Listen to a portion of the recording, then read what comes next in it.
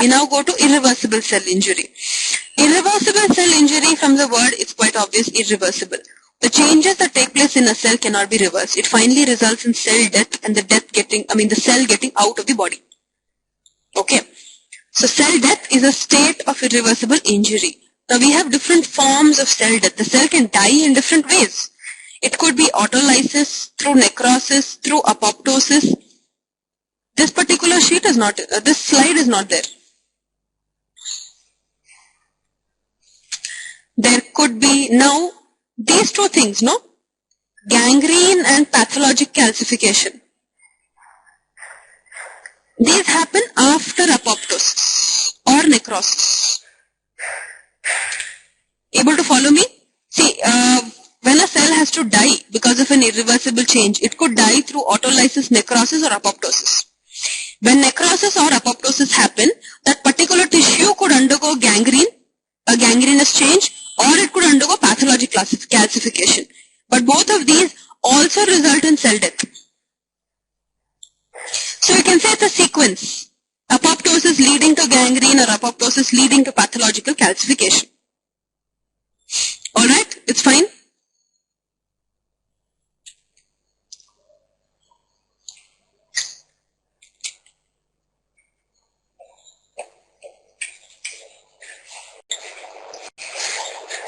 Now, this particular thing is there in your keynote, so don't worry. What is necrosis? Necrosis is focal cell death. Means localized or a particular cell is undergoing death will be called as necrosis. A few terms here. What is gangrene? Now, there is a necrosed area. Over there, bacteria will come. Right? And bacteria causes infection there. The two things combined together becomes gangrene. So what is gangrene? Gangrene is necrosis with superadded putrefaction. These could come as an MCQ. Then there is something called as necrobiosis. Necrobiosis means there is necrosis leading to degeneration. That's necrobiosis. Now in necrosis, finally there is going to be cell death. Okay, so in necrosis you are going to have changes in the cytoplasm.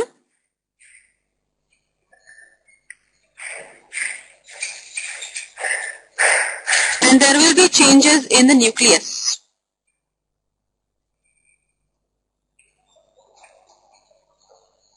Changes in a way that finally the cell gets disintegrated and dies. Now cytoplasmic changes could include accumulation of your microtubules, microfilaments, or changes in the endoplasmic reticulum and all that. I will be particularly dealing with nuclear changes because there have been MCQs on this and I have seen a doubt on this in Facebook as well. What are the changes that you will see in the nucleus?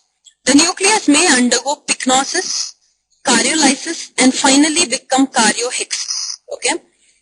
So, pycnosis and karyolysis, there's a confusion, I think. Now, pycnosis is basically where there is a condensation of all the nuclear chromatin or when there is a shrinkage. So, there is an actual reduction or a shrinkage of all the chromatin that is inside the nucleus. That will be pycnosis. Now, if they say fading, if you see the term fading or if you see the term dissolution, then it becomes karyolysis. And finally, if the content of the nucleus is fragmenting and forming clumps, and loosely disintegrating into itself is karyohexis. So are these three terms clear?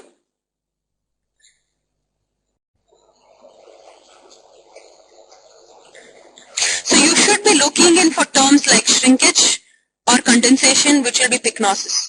If there is just fading of the material or dissolution, then it would be karyolysis.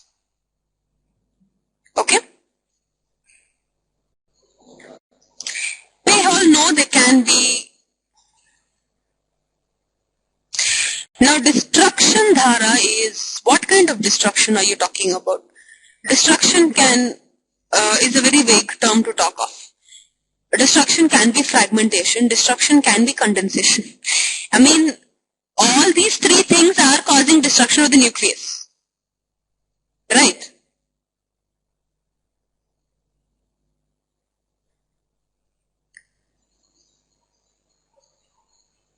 I know, it's a very vague term to use. Destruction of nucleus means all these three are destroying the nucleus finally.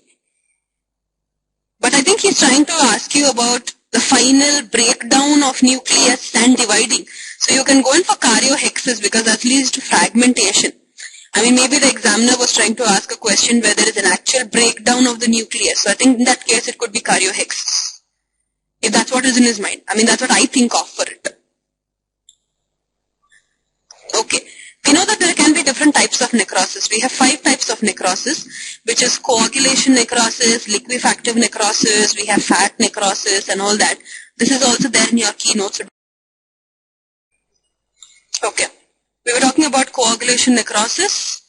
The point about this is, now suppose there is a cell which is undergoing necrosis. Yes, there will be death, but the outline of it will be retained. There might be cell changes inside causing death, but the outline is retained. So it says it converts the cell into their tombstones.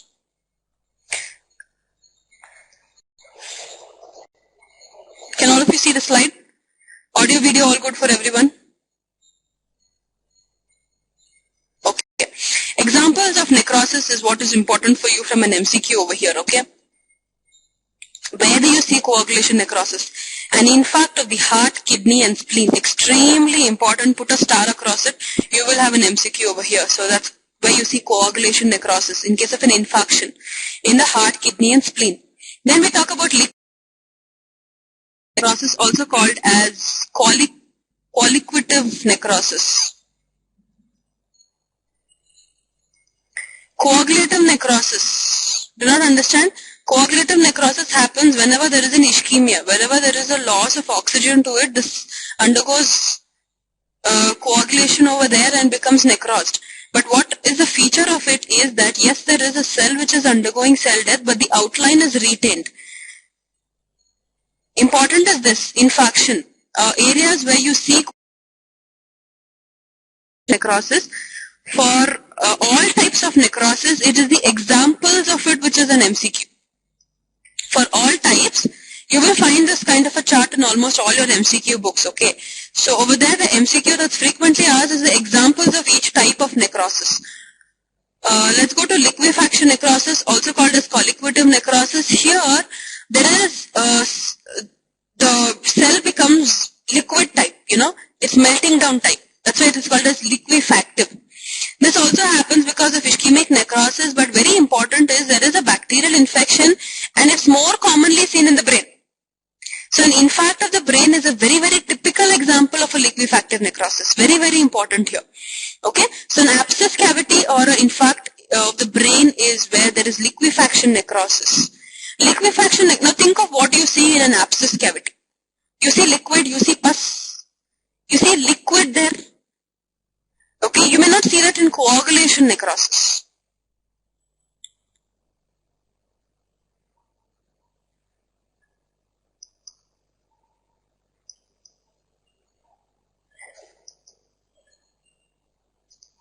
Okay, next we go to caseation necrosis. You must have heard of this term. It's usually seen with respect to the TB. Tuberculosis, where you frequently see it. Now what happens over here is it's a combination of a coagulative necrosis as well as a liquefactive necrosis.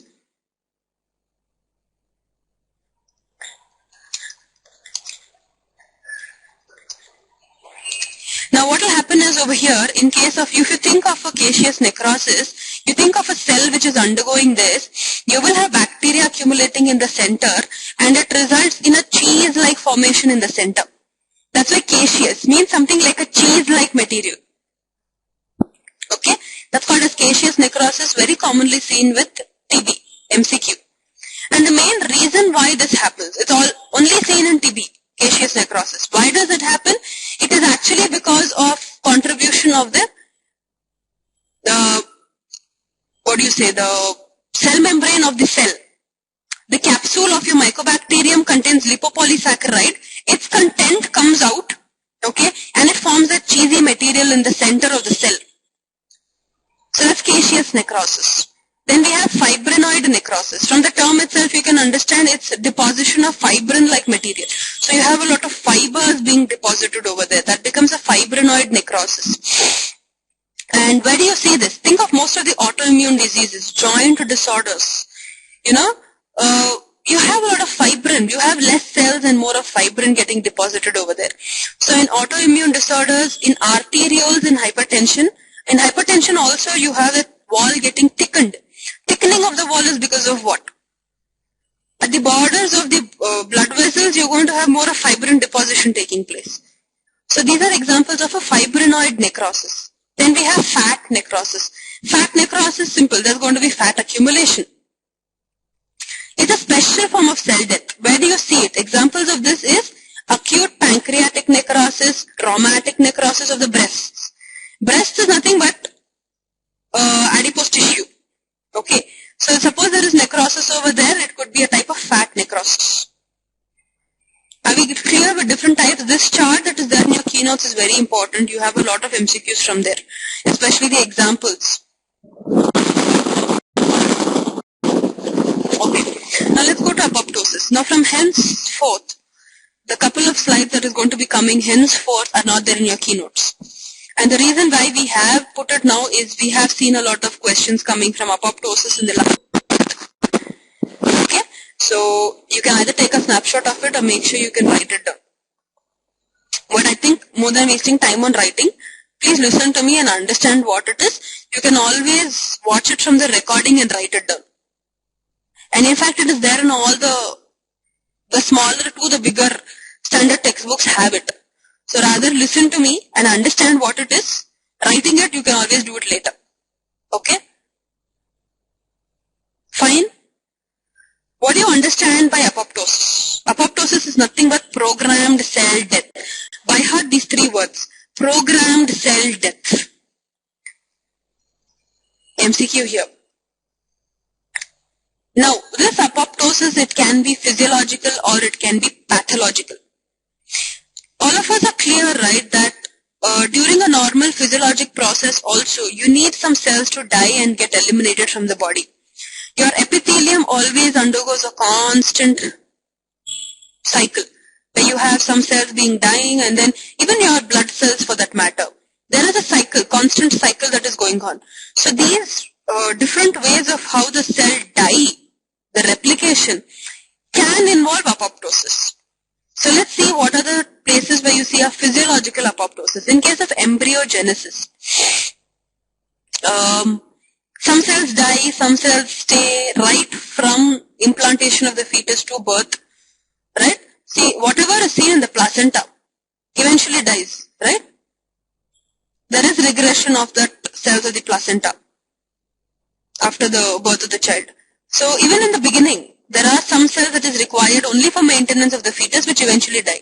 So during embryogenesis, then during the menstrual cycle, there is an endometrial cell breakdown. Again, this menstrual cycle is a continuous cycle which will require cells to be continuously dying. So this will also be as a result of apoptosis. Then, during the normal immunological reaction, the T lymphocytes are also involved in some amount of cell death. It's not talking about pathological. I told you there are some cells which need to be removed from your body, right? Whenever they're found to be either defective or they're aged or whatever. So those is also brought about by the CD8 cells, that is the cytotoxic T lymphocytes. Cytotoxic T lymphocytes is nothing but your CD8, right? The suppressors. So the cell death which is induced because of these is also because of apoptosis. And a routine cycle cell death. So these are where the physiological changes will take place. Now what is pathological apoptosis? Now in cases of your DNA damage or cell injury and infections or there is an atrophy of the organs, so there's pathology that is involved. In all those cases, whatever cell is dying is happening because of apoptosis. Is it fine?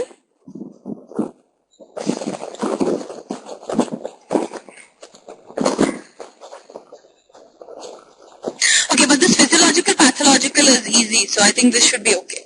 Let me go to the next slide. We have talked pathways of apoptosis. Like how you see in a coagulation cascade, you have extrinsic mechanism and an intrinsic mechanism. Similarly, in apoptosis, you have two pathways. You can just simply write a note on this. There are two pathways in apoptosis also. We have an intrinsic pathway and we have an extrinsic pathway. Yes, I am frequently clicking so that I can avoid the lag. There seems to be an internet problem today.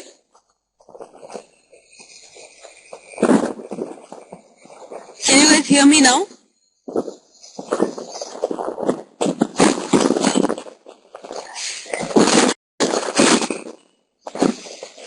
Okay. Okay, you can write this down. Intrinsic mechanism and extrinsic mechanism. What is intrinsic mechanism? From the word itself, it happens inside the mitochondria.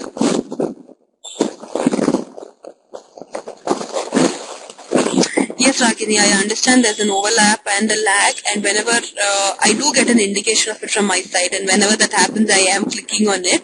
But if it gets too disturbing, let me know. I'll have to stop the class in that case. If it's fine and if you guys can manage with it, we can continue.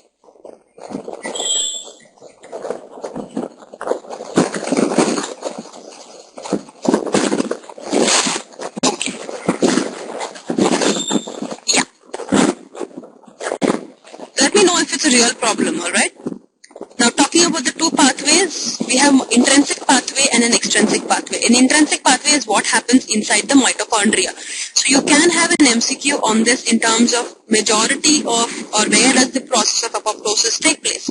So it takes place inside the mitochondria if it is an intrinsic pathway. Okay. There is also an extrinsic pathway which is called as a death receptor pathway. An extrinsic pathway happens outside the cell. It is basically happening on the cell surface. Whichever, this also again involves your T lymphocytes. So that's an extrinsic thing. Now you can have a look at this diagram that is there. It's describing both the extrinsic pathway and the intrinsic pathway. I will not be getting into the extreme details of the two pathways. Look at the diagram here. All of you can see this diagram. Okay, let's look into the extrinsic pathway over here. There is something called as the Fas protein. Okay, it's a ligand. It is this ligand which will go and combine on the surface. It again involves the T lymphocytes over here, and the final process that is required to do is activation of caspases. I will discuss the whole thing, don't worry, but just understand the diagram first. There is a ligand. The ligand name is Fas, F-A-S. Okay? It needs to combine with a protein that is inside the cell called as FAD. This requires T lymphocyte. Okay? Finally, it's as long as your Fas is combining with the lymphocyte and it is activating FAD, that's all is what is extrinsic pathway. Okay? Whatever happens after that is happening inside the cell. And the receptor which is present on the surface of the T lymphocyte is called as a death receptor because it's frequently causing your apoptosis. No, it is only involved in causing the apoptosis. We call it a death receptor because it's finally causing death of the cell. Actually, Saina, everybody else seems to be having a slide. Check the internet issue or the flash player from your end. All of you can see the slide, right?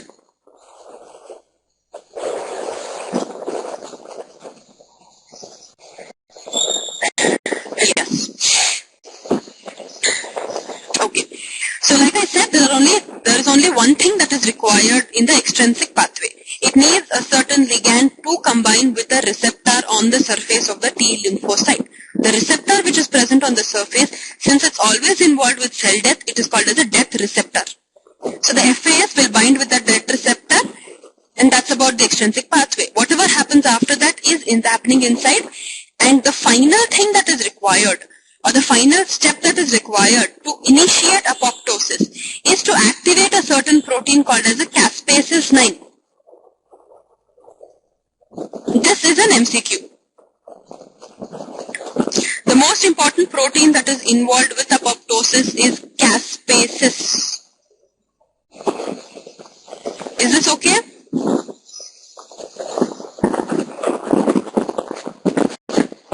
FAD is not the death receptor. FAD is another thing that FAD is not the death receptor. It is inside the cell. Okay? Caspases Apoptosis is clear. You will have that as an MCQ. Okay.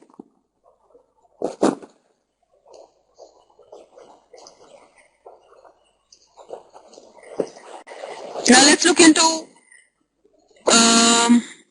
yeah, it's too much of a molecular thing, don't get into it. What is FAD and all that. It's going to be too difficult for me to explain. So, I mean, it's not been asked, Caspases has been asked, 2 pathways have been asked. So don't get into too much of detail of it. It will be too time consuming for you.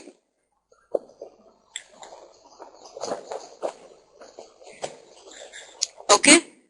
Next we go to the intrinsic mechanism. Okay, this is what I told you. There's another thing that is required on this is the tumor necrosis factor. The death receptor that we were talking about, no? That on the surface of your lymphocyte you have a death receptor. What is that receptor? It belongs to the family of tumor necrosis factor, TNF. So it's a type 1 TNF receptor. And this ligand is expressed on the T lymphocytes. It's these death receptors which will trigger the apoptosis.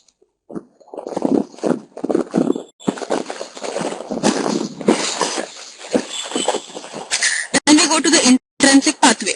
Now, intrinsic pathway is a little more important because there have been a couple of MCQs on this. I want you all to concentrate.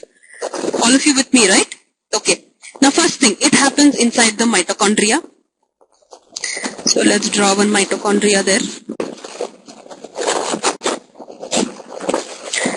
Now, inside this mitochondria, we have a lot of proteins. Okay? Now, there are proteins inside the mitochondria which will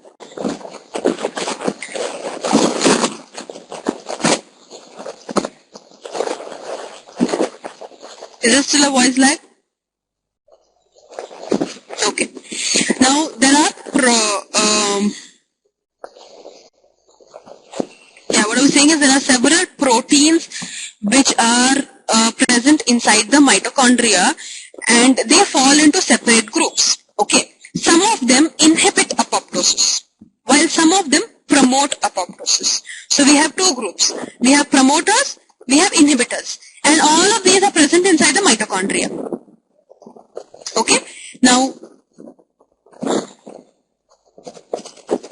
so able to follow what is promoters and what are inhibitors. Hi guys. All of you are back. Is the audio video fine? Can you all see the slide? Let's continue.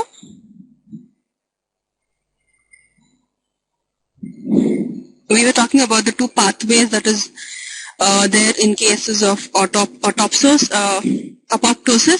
So we have an extrinsic pathway and we have an intrinsic pathway. In extrinsic pathway, there you have to remember there is something called as what family of receptor do we have there? What is the name of that receptor and to which family does it belong to? Yeah, the name of the receptor is a death receptor. And it belongs to which family? The tumor necrosis factor, the TNF family. Yeah. Then come to the intrinsic pathway, and like discussed, it happens inside the mitochondria. Inside the mitochondria, we have a lot of different proteins and genes that are involved with it. All of these which are mentioned over here are genes which are regulating the apoptosis inside the mitochondria. And all of these can be asked as an MCQ, and they have been asked in the past. So this is something you need to make a note of quickly. Okay. These are all regulators, means they regulate. It could either increase or it could decrease apoptosis. So like I said, there will be some genes which will be involved in promoting apoptosis. What are those which promote BAX, BAD, FAS and P53? MCQ here. All of you with me? Able to follow me? Genes which promote apoptosis, BAX, BAD, FAS, P53. Inhibitors means those which will stop or inhibit apoptosis, BCL-XL and BCL2. And just another mention of all the regulators, P53, MYC, RAS, FAS. Okay.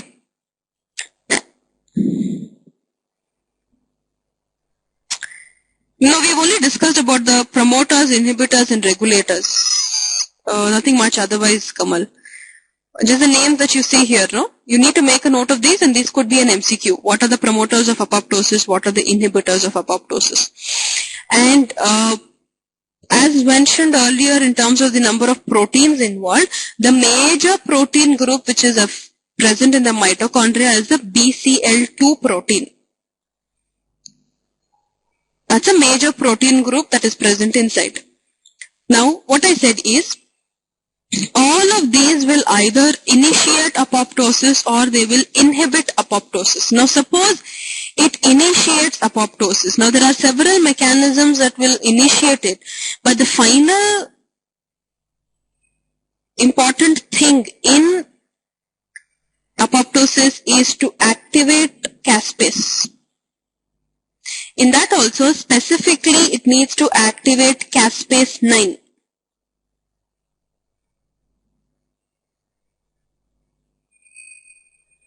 Which caspase it needs to activate? Caspase 9. MCQ here again. Okay. Let's go back to the diagram.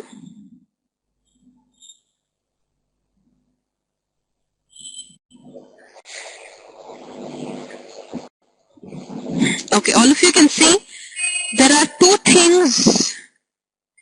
The textbook says caspase 9.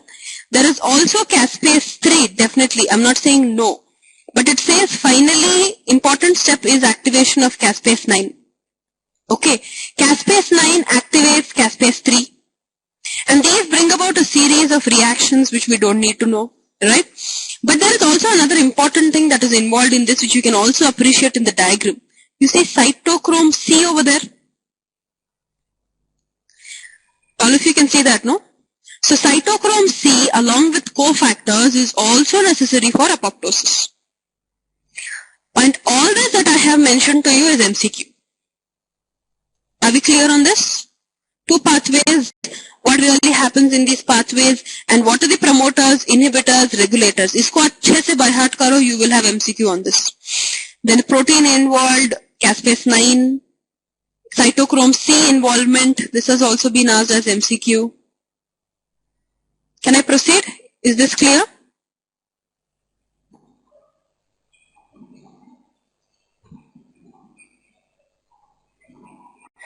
Okay. Now we have seen necrosis, we have also seen apoptosis, right? Both of them are causing cell death. But there still seems to be a difference between the two. So differences between necrosis and apoptosis is also an important source of MCQ. You will find that chart in a lot of your books. You can see the difference over here. What induces necrosis? It could be ischemia, oxidative stress, mechanical injury, whatever. The same things can cause apoptosis as well, but in addition to it, it will have to be a stimulus from FAS and TNF-alpha. These also involved in the stimulation of apoptosis. Now what happens? The simple difference between the two is, in apoptosis, you're going to have fragmentation. You're going to have that cell breaking down into tidbit. Okay, but that does not happen in necrosis. You know, necrosis is going to have internal cell changes and the cell dying as such without disintegration, you know. You can see the diagram, you can see the changes. You can see how here there is cell lysis, okay. There will be an inflammatory response and there will be engulfment of the cell or whatever. But here you will see that the cell actually breaks down, and then each of these individual fragments will then be phagocytosed. And there will be no inflammatory response in case of apoptosis. But a necrosis will always have an inflammatory response. Okay, MCQ here. You guys able to follow me? Very important is fragmentation, and here no fragmentation. Inflammatory response not induced in apoptosis, it is always induced in necrosis. Another thing, necrosis will have cell swelling. Apoptosis will have cell fragmentation. Okay? Here also you can see these changes. This is again important. You have cell swelling, no condensation of chromatin, and you have a loss of ATP. Okay? It's a passive process. But something like apoptosis requires ATP, it becomes an active process. It requires activation of caspases, chromatin condensation, and shell shrinkage. So opposite changes between the two. You can make a nice table of this, and there will be an MCQ from this as well. Is this fine? Can I change the slide? Just take a snapshot of this. It makes it easy.